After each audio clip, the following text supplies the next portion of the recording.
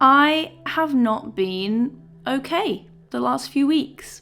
I didn't really feel like making this video, but I'm proud that I have, because showing up when life is difficult.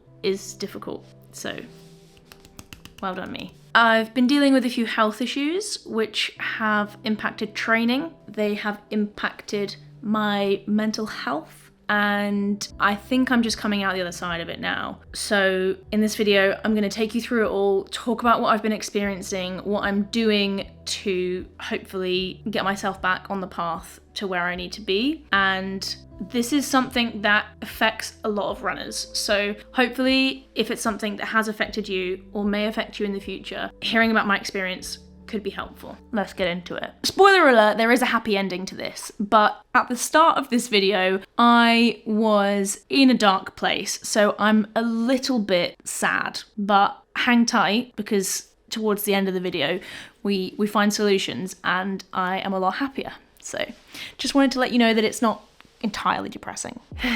Hi friends, I'm not gonna be the happiest, jolliest, most enthusiastic Philly today, or for this video, which is probably definitely gonna be filmed more than just over today. Because I am one of those people who is unhealthily allowing their happiness to be dictated by how running's going. And running is not going right now. Or rather, my body is not going. It's not working with me at the moment. I'll explain a little bit more about what I've been experiencing and what we think might be going on, but first I need to go get some blood tests because my appointment is at 1:40 and it's now 1:29. And I was late for my appointment this morning, so I don't want to be late again. Let's go try not to faint.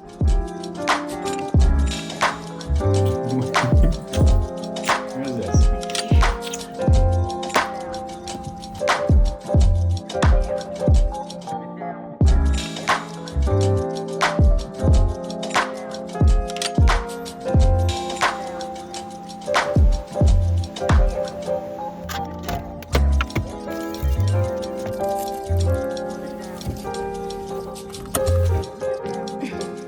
They took all my blood. Every last drop. Oh look, it's a really cute cat in that window. I'm gonna show you.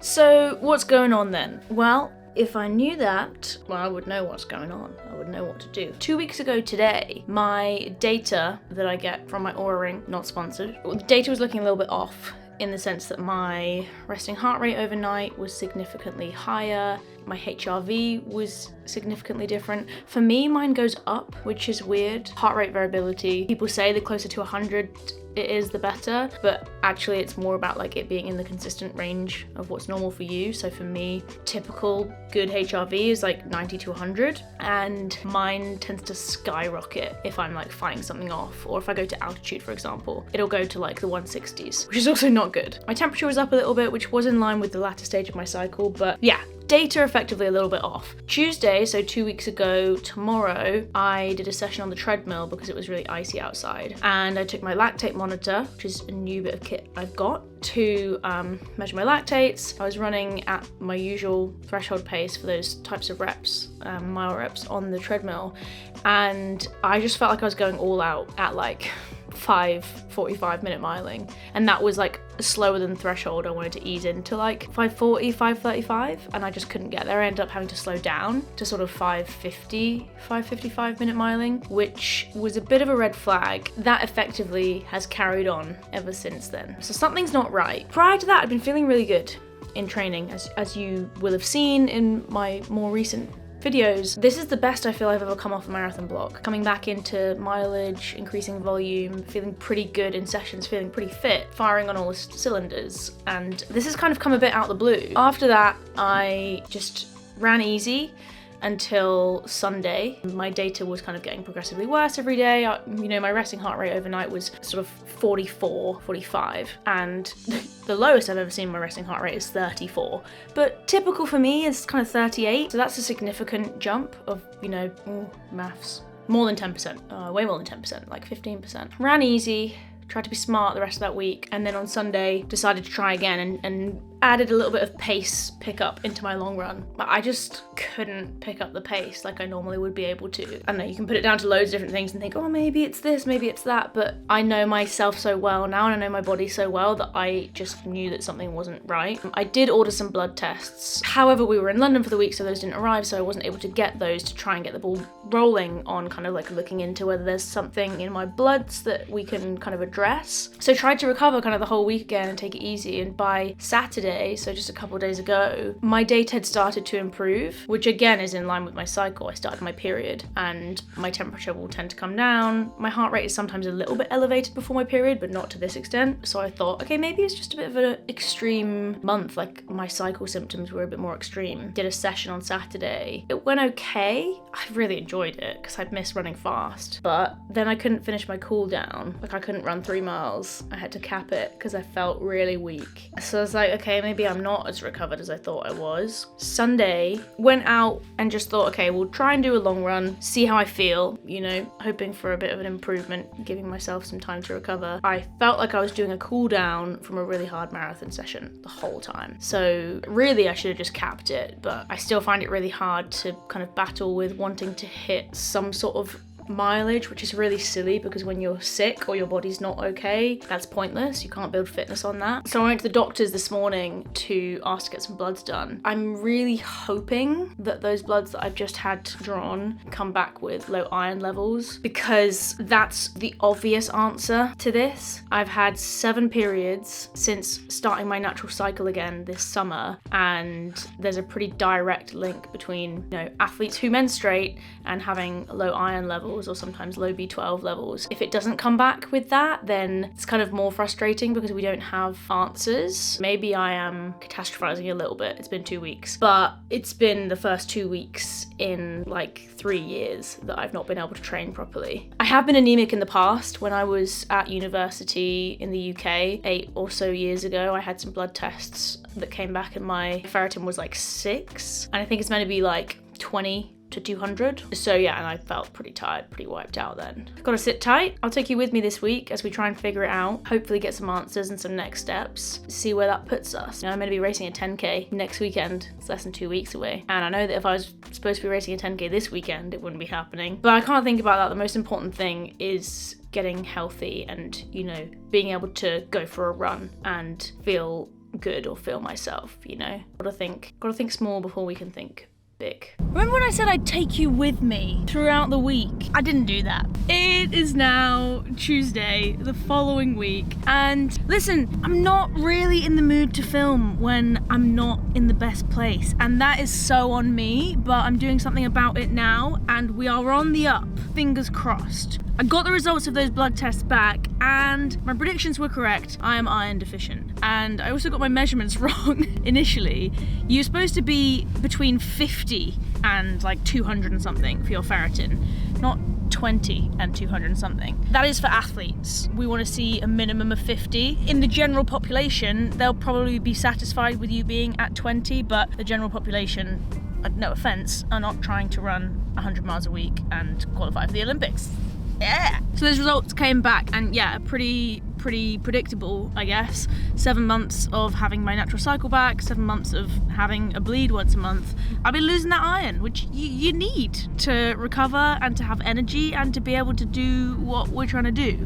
So I've been on the iron supplements for a week, and the last 4 or so days I have been starting to feel gradually a little bit more back to normal each day, which is a really good sign. It's going to take a few weeks for that to get to like a really good place, but we feel confident enough to sort of test the waters a little bit more this week. I did a session on Saturday, which was 4 by 5 minutes, and that went well, and then I was able to run 15 miles the next day without feeling like I was dragging myself the whole way around. Last 4 miles felt tough, but that's a real improvement on last week. So today we are going to test the waters a little bit more by doing a mixture of some threshold work and a little bit of speed sprinkled on the end, because that's going to give us a really good indicator, or rather how I feel during my run tomorrow will give us a really good indicator of where recovery is at and, you know, what we can then do from here. Positive thoughts. We are feeling a little bit more positive. For today's session, we wanted to test the waters a little bit more after feeling okay doing 4x5 minutes on Saturday. So this time we incorporated a bit more continuous threshold style work and some higher intensity speed at the end, so that we were hitting 2 distinctly different training zones and seeing how I felt coming off of that. The first part of the session was 3 times 800 meters on, 800 meters off. So for the on, I was running at threshold feel, which today put me in the mid 530s in minutes per mile. Granted, my first 800 was at 546 pace, but I wanted to gently ease into this, and then I ran steady for those 800 offs at around 620 to 630 minute miling, which felt very alien in lane 1 of the track, but I really enjoyed this workout and it felt like a little threshold massage. Feels weird running in lane 1 at like 630 pace, but I wanted to get the distance right, so. Yeah, that's fine. It's quite nice though, because you get like 3 minutes to, well, you're recovering, but you're still sort of moving, running steady. Yeah, but I don't feel like I'm breathing. Good. You know. After that, I went into 8 times 400 meters off 60 to 80 seconds recovery. The plan was to do 4 to 8 of these, and as I got into them, I felt better and more confident pushing the pace, which was such a great feeling after feeling like I couldn't push at all for a while, hence why I did the full 8. And I started off with a 79 and gradually worked my way through the 8 reps to finish with a 70. And I felt okay, but in comparison to the last few weeks, I felt great. And like I said, the real test will be how I feel the next day to see if that recovery needle has moved at all, thanks to the iron supplements and adjusting training. Yeah, I'm quite happy with that. Got moving at the end, so did the full session.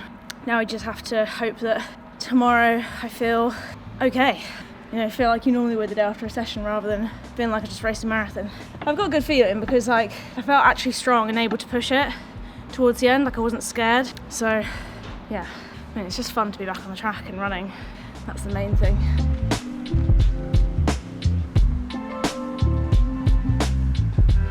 So the day after that session, my run felt okay, which again is, in comparison to the weeks before, really great. I was able to run 10 miles at my usual easy recovery pace, and I didn't hate the run. I didn't feel like I was forcing the pace or kind of hurling my body around it. And then I ran 10 miles the next day and it felt even easier. So we are on the right path, I think. The trajectory from here for the next few weeks is to just hopefully continue with that iron supplementation. I'm taking it on my easy days, not on my session days or my long run day, because there's research to show that when there's a lot of inflammation in the body from intense training, that it just is not absorbed. So the iron that you supplement on those easy days is actually going to be better absorbed if you don't take it on those hard days. So at the moment, I'm taking my iron on Mondays, Wednesdays, Thursdays, and Saturdays, and that seems to be helping, and I'm noticing gradual improvements day on day. So let's hope that keeps continuing, and I just need to keep listening to my body and making those adjustments based on how I feel. It is going to be a slow process. I've spoken to some other people who have been iron deficient or anemic as well, and they've had iron infusions when their ferritin has been really, really low. My numbers aren't low enough to qualify me for that in the UK, but it seems like these supplements are working, and I'm really hoping that when I go back and get my levels tested in January that we see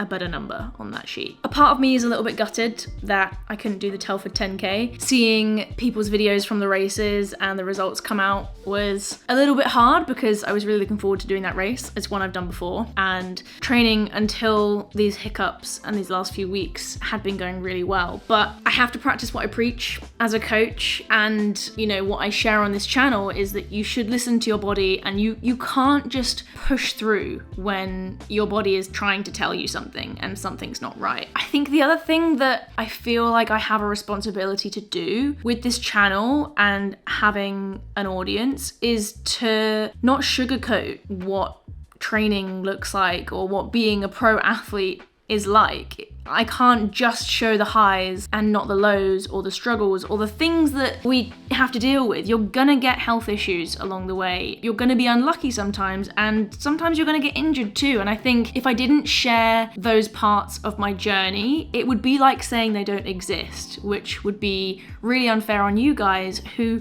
probably also experience those same things, even if we're not training at the same level. I think that's really important, and whilst I mentioned earlier it's really hard for me to pick up the camera when I'm not feeling great, I'm glad that I did, because I'm also going to be able to look back on this and see that I've come out the other side of it, which I think is a good reminder to all of us that most of the time pain is temporary and you learn something from the process. Even if a couple of weeks ago I would have said, stuff you're learning, I just want to get back to training. And I think the other thing that the last few weeks has taught me, and the present moment continues to teach me, is that we do a lot, me and Daniel, for this channel, creating content over on my Instagram, you know, running the businesses we've created. I'm also coaching the athletes that I look after and doing my own training as well. We really don't take any time off, time to kind of reset, or time for ourselves, which I think is catching up with us. So we're going to take